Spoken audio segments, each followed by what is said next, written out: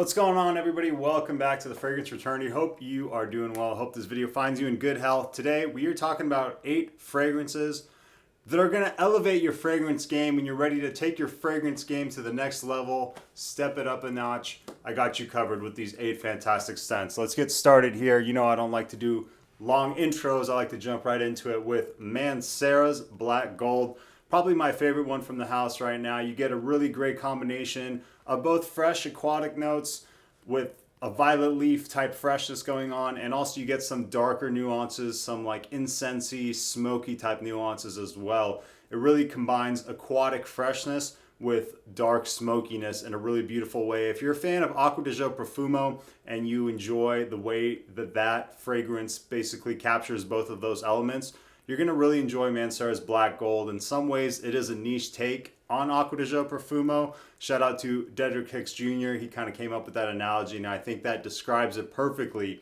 So, lasts a long time, creates a beautiful sillage, is very masculine, and changes over time, kind of becomes a little bit more like chocolatey as it dries down, and a little bit more woodsy as it dries down as well. Lasts a really long time on my skin.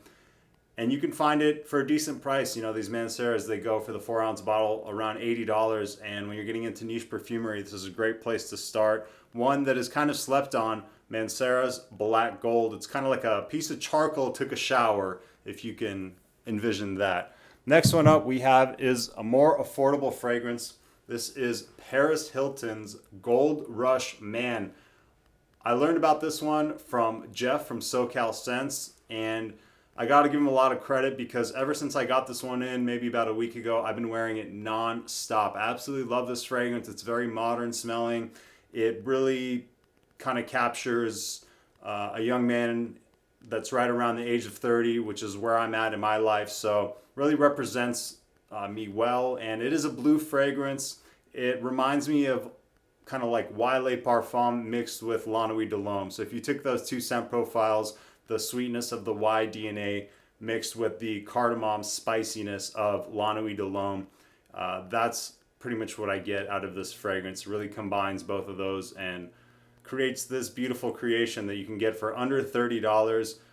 Very impressed with this Paris Hilton fragrance. If you're looking for a cheapie that will work really well in the evening times or date night situations, check out Paris Hilton Gold Rush Man. I think you're going to really enjoy it if you enjoy those modern smelling blue fragrances with cardamom.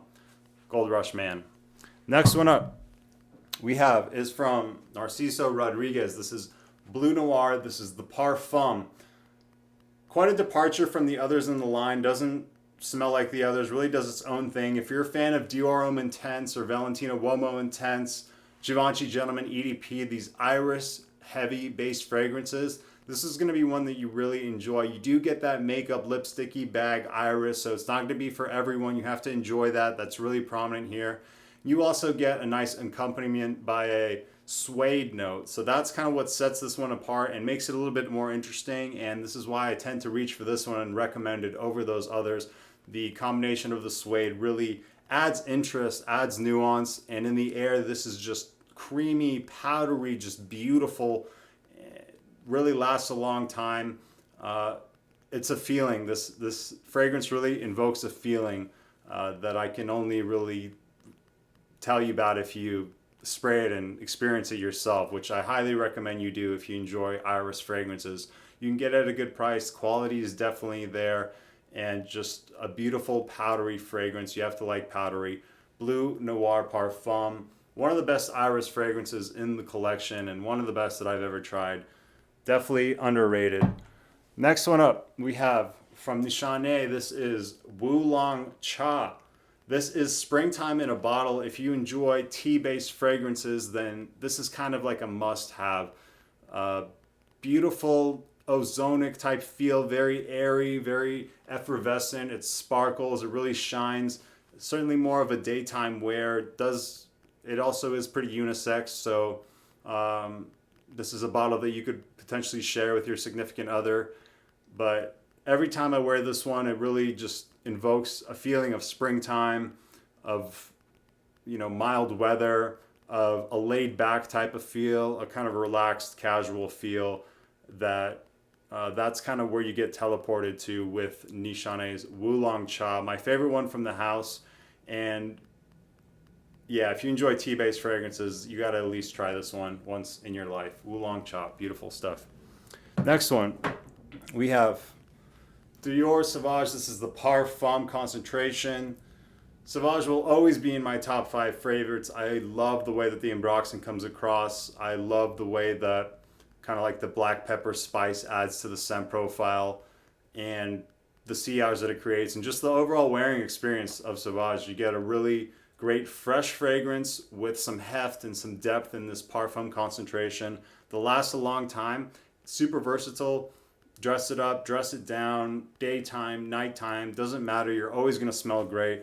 Quality is great. I love the presentation. You know, they have some of the best atomizers and magnetic caps in the game.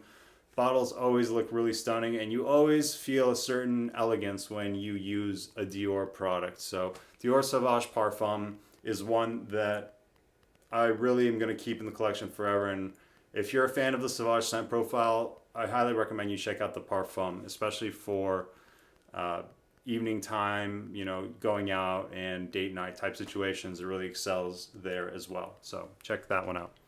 Next one up we have is Prada. This is Luna Rossa Black. A very interesting fragrance. It is mass appealing but unique at the same time, which sounds like an oxymoron, but I'll explain what I mean by that.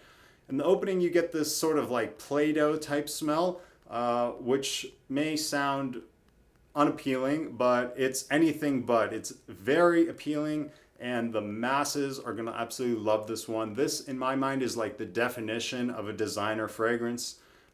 Kind of reminds me of, you know, a typical fragrance counter when you just are walking into Macy's and you get hit by a whiff of various aromas. That's kind of what I get here. It's not the most, you know, aggressive, sharp fragrance, because, you know, these Prada fragrances tend to be a little bit softer, a little bit closer to the skin, a little bit more reserved. So if that fits your personality, if you're more of like a down low, kind of keep to yourself, you know, low profile type of guy, Prada Luna Rossa Black may fit your personality really well. And yeah, I recommend you get your nose on it. I think it is now discontinued, unfortunately. And it has some similarities to fragrances in the past, like Bulgari Black and Van Cleef & Arpels Midnight in Paris, that are also now discontinued. So time is kind of running out to get something in the scent profile. And as far as, you know, the price goes, this is going to be your best bet, because those have been discontinued for a while and are going for a really high price. But again, one that's more of an evening time wear, one that I like to just spray all the time. It's very easy to wear. It doesn't overpower the nose and can be worn very casually, and can also be worn dressed up. Prada Luna Rossa Black is a stunner. 2 more, here we go. Next one, Nightvision Eau de Parfum from Viktor and Rolf. This is my go-to clubbing, going out type scent, because it's got a prominent sweetness here, and quite a unique sweetness compared to like the 1 Millions or compared to Eros. It really does its own thing. I get this kind of like green apple, Jolly Rancher type sweetness here. It's not bubblegum sweetness like Invictus. I'm not as big of a fan of that style. I do enjoy the spices that it adds here. It does maintain the Spicebomb, you know, DNA, so that's definitely not foregone here. But it does take it in a bit of a more youthful, playful, fun direction. So if you're maybe interested in a fragrance that has a prominent sweetness, is a little bit more fun and playful, but also has a nice spicy backbone to it with a bit of like nuttiness coming from a pistachio note, if that sounds at all appealing to you, I recommend checking out Nightvision EDP. This is my favorite one from Viktor and Rolf, but I like to wear sweet fragrances and I enjoy sweet fragrances, so I tend to gravitate towards the more like fun, going out, sweeter type scent profiles. Nightvision EDP. Last one up for today. This is YSL's Y Le Parfum. I'm a huge fan of the EDP, and I think that one's still my favorite. Like I mentioned on the last fragrance, I like sweet, kind of aggressive fragrances that really are noticeable. This one takes that Y DNA, maintains that freshness, that like green apple freshness, and just refines it a little bit more. A little bit easier to be worn on a day-to-day basis, not as necessarily cloying. just a little bit more upscale, a little bit more mature, if you will. So if you enjoy the Y scent profile, but maybe you think it's a little bit too youthful leaning for you, you may want to check out the Le Parfum. It really does refine it with a certain elegance that makes it arguably the best in the line. For me, it's still the EDP, but the Le Parfum is a really close second right behind it. And there are a lot of situations when it's just a daily wear type of a fragrance that I would probably typically go for the Le Parfum when I don't want something as aggressive, as sweet as the EDP comes across. So the Le Parfum by YSL Y is a great fragrance option for you when you're ready to step it up a notch. That's it for today. These are the 8 that I wanted to talk about. I will try to post a little bit more consistently than I have been. Let me know in the comments if you tried any of these, or maybe one fragrance that you would recommend to somebody looking to elevate their fragrance game. Always love hearing from you. Hope you're doing well, and I will see you next time at the Fragrance Fraternity. Keep smelling great out there, people. Keep being positive members of your community. That's what we're all about. Take care. I'll see you on the next one. Peace out, guys.